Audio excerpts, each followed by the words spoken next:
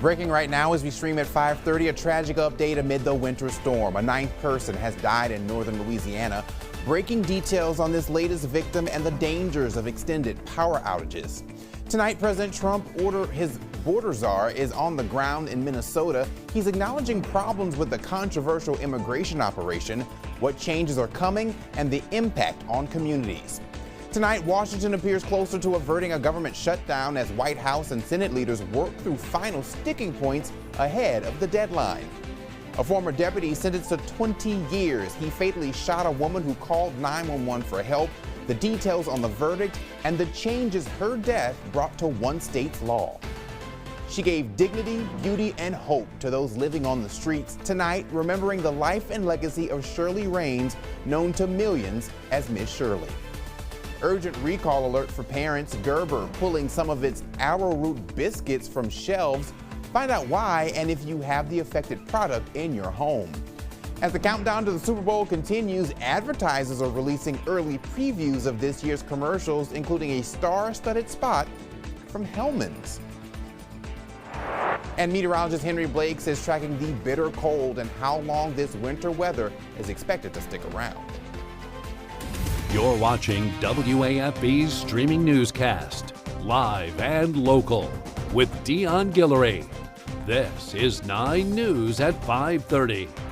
We start streaming tonight at 5:30 with continued coverage on the frigid cold weather. We had a slight warm up today and we're expecting another round of this cold this weekend. Henry Blakes is standing by with the latest on this. And Henry, yes, those big coats need to stay very close to us. And with that being the need, we are issuing a first alert for the weekend because it's going to be downright frigid. We've got a lot going on this weekend as frigid Arctic air makes a return. Lots of Mardi Gras parades happening. Folks are going to be out, so you need to dress the part. As look at this, across all of southeast Louisiana and Mississippi, we have extreme cold warnings starting at midnight Saturday, continuing through Sunday morning. This is when we're going to have our coldest weather across the WFB viewing area. So as far as preparations for your home, you want to protect all 4 P's: people, pets, plants, and pipes. Be sure to download the WFB First Alert Weather app. If you haven't done so already, that will alert you of these advisories as they're updated and issued. So if you're heading out for the weekend, bring the blanket, dress warmly. But thankfully tomorrow, not as cold. We'll be starting out at least around 39 degrees. Not looking at a freeze now, but as we go into the weekend, that's going to be a different story. All right, Henry, thanks. Well, the 9th person has died amid the winter storm in North Louisiana. The State Department of Health confirming a 74-year-old DeSoto Parish man died from hypothermia in his home. The coroner says he died following an extended power outage.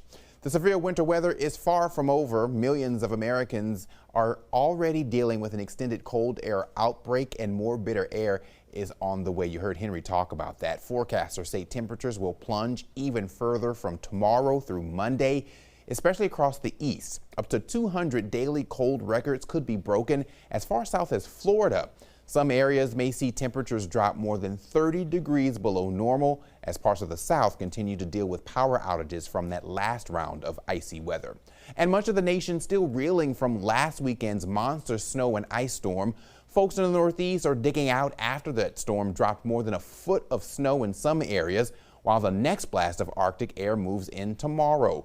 Parts of Mississippi and Tennessee remain iced over, with thousands of customers still without power tonight as a new coastal storm threatens the southeast and mid-Atlantic. We're making do with what we're able to do right now. I'm going in and out of my vehicle to charge my phone, get a little warmth throughout the day. As of late today, CBS News confirmed at least 60 deaths directly caused by storm conditions or weather-related accidents across 8 states.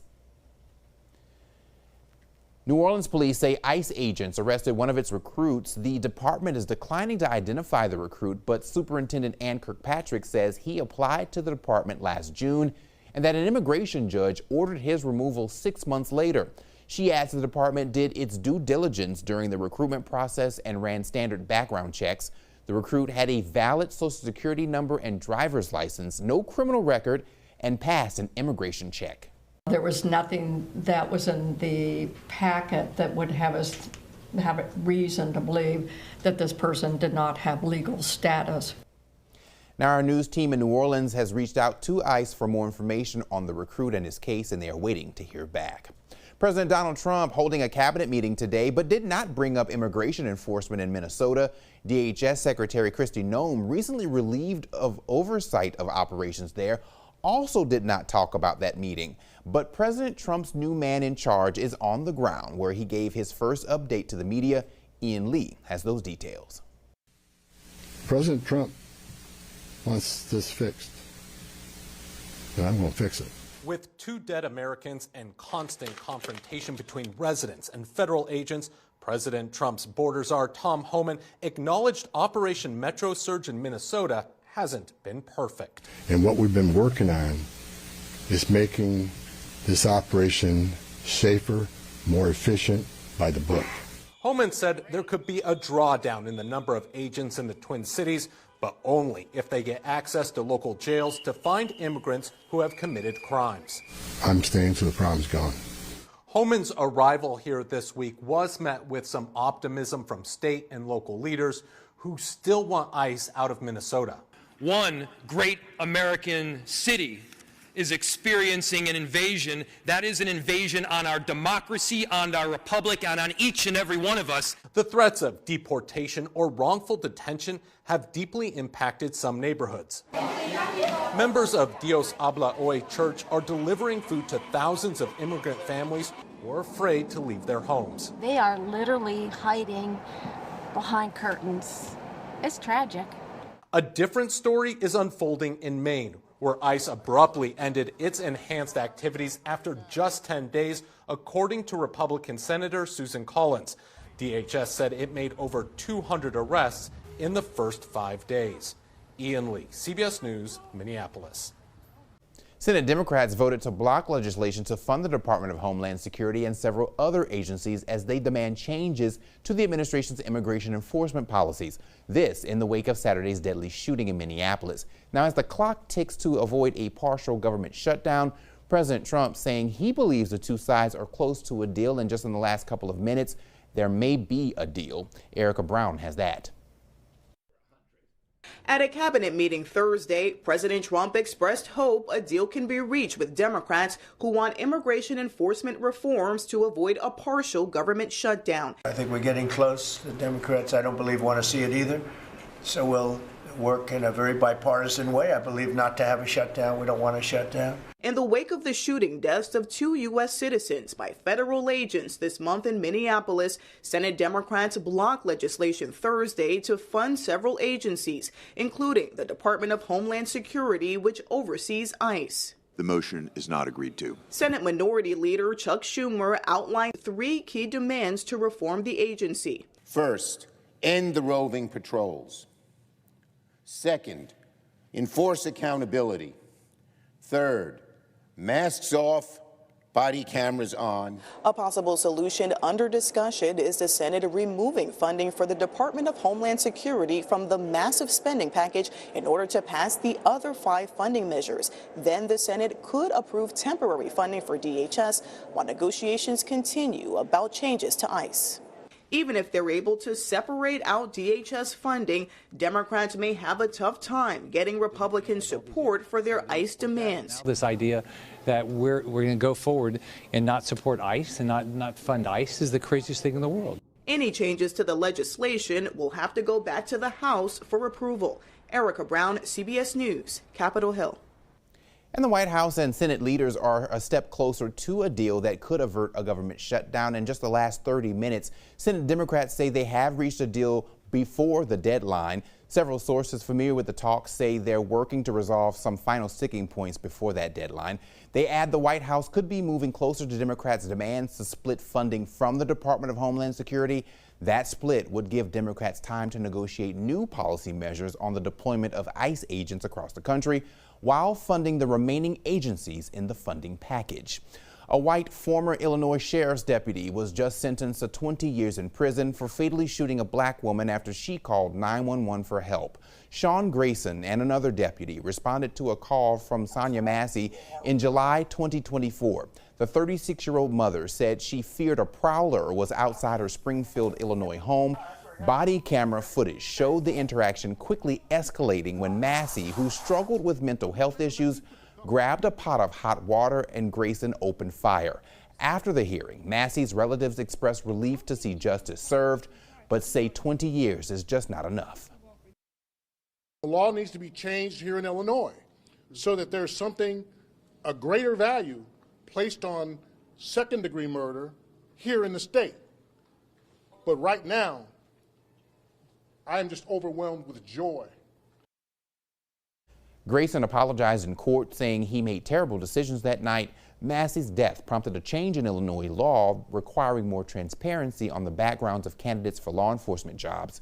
The sheriff's office also agreed to increase de-escalation training. Shirley Raines, a champion for the homeless, has died at the age of 58. Raines, who was an influencer affectionately known as Miss Shirley, died Tuesday. No word on a cause of death, but foul play is not suspected. Raines founded the nonprofit Beauty to the Streets. It offers makeovers, food, showers, and compassion to people experiencing homelessness in the Los Angeles area and Nevada. The nonprofit has a combined following of more than 6 million people on TikTok and Instagram. Let's talk about your money, because Tesla betting big on robo-taxis and robots. During an investor call, CEO Elon Musk said the EV maker will shut down production of its Model S and Model X vehicles in its Fremont, California facility to make Optimus robots there instead. The move comes after Tesla reported a sharp earnings drop last year, despite beating expectations in the fourth quarter. Check your cabinets tonight. Gerber recalling some arrowroot biscuits after possible contamination with soft plastic and paper pieces. The FDA says the voluntary recall affects certain 5.5-ounce packages with best before dates from October 16th through December 16th of this year. No one has gotten sick from this so far, as it's been reported. You are urged not to feed the product to children if you have it, and also return it to the store to get a refund. A warning for parents: some teething toys are being recalled over a choking risk. The recall involves Atutu pull string teething toys sold on Amazon. The CPSC says the silicone strings are too small and can lodge in a child's throat. 15 choking incidents have been reported. Well, it's the season of returns as consumers take back what they don't want after that busy holiday season. But it's also a time when return fraud spikes. Christine Lazar went to a return warehouse to find out how one company is using AI to spot fraudulent packages.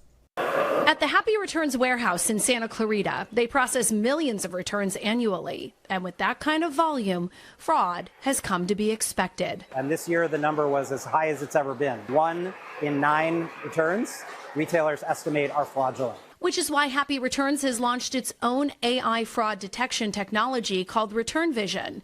Each item that passes through its warehouse is given a fraud risk score. You can almost think about it like a credit score, right? Have you ever been late paying a bill? If there's ever been fraud associated with your email address or your physical address, that can trigger a high risk score. If an item is flagged, then it goes to a secondary screening. We are looking at our fraud station. Kayla Hunter, senior product manager, showed us 2 items that were not what they seemed. The first, a pair of designer jeans. To the naked eye, they looked just like the photo of the item on the retailer's website. But when AI analyzed the jeans, we try to get everything in frame. Details really matter. It found that the jeans sent back were not the same item that was purchased for $298. So in a case like this, probably what happened is they purchased something much cheaper, put that in the bag, and kept the more expensive denim. Yes. Another suspected fraudulent item, this orange sweater. Again, it looks very similar to the item originally purchased. So we'll take a photo of the front. But AI picked up on the difference in color and the pattern of the knit, determining that this too was fraud. We actually found the sweater that was likely purchased by the fraudster, and it was $36.99, far less expensive than the $200 one the customer was claiming to return. Happy Returns will now withhold the refund and send the item back to the retailer. and then that shopper will be red flagged. Yes. In Los Angeles, Christine Lazar, CBS News. The National Retail Federation expects Americans will spend $29 billion this Valentine's Day, and that's a record amount. According to the NRF's annual survey, shoppers are budgeting nearly $200 for gifts. That includes gifts for romantic partners, family members, children's, classmates, and teachers, co-workers, and pets. Candy remains the most popular Valentine's Day gift, followed by flowers, cards, a night out, and jewelry. This Valentine's Day, you can name a rat after your toxic ex. This is a common thing every couple of years. The online sportsbook Bettis is offering the chance to rename one of its rat basketball players for $15. The 5 best breakup stories will be chosen to officially name a rat by jersey number. That's not lovely. All right, carnival season revs up this weekend with even more events in the next few weeks. And Henry Blake's told you about just how cold it's going to be. And so if you want to make those plans, our digital team put together a list of everything that's happening in our part of Louisiana. You can check it out on our website and the 9 News app. And if you have a special Mardi Gras costume for the furry members of your family, we want to see it. We're launching our annual Mardi Paws campaign. All you have to do is upload a picture of your pets dressed in their best Mardi Gras costume to WFB.com/Mardi Paws, and you might just see your furry friend right here. Well, tonight we have a special story all about Buckskin Bill. We're bringing you an hour-long special into the local legend right here on WAFB at 7 o'clock. Just keep in mind the usual programming on Thursday nights on CBS will be delayed later on tonight after the special airs. When we come back, meteorologist Henry Blake's giving you a first alert, another dangerous Arctic blast.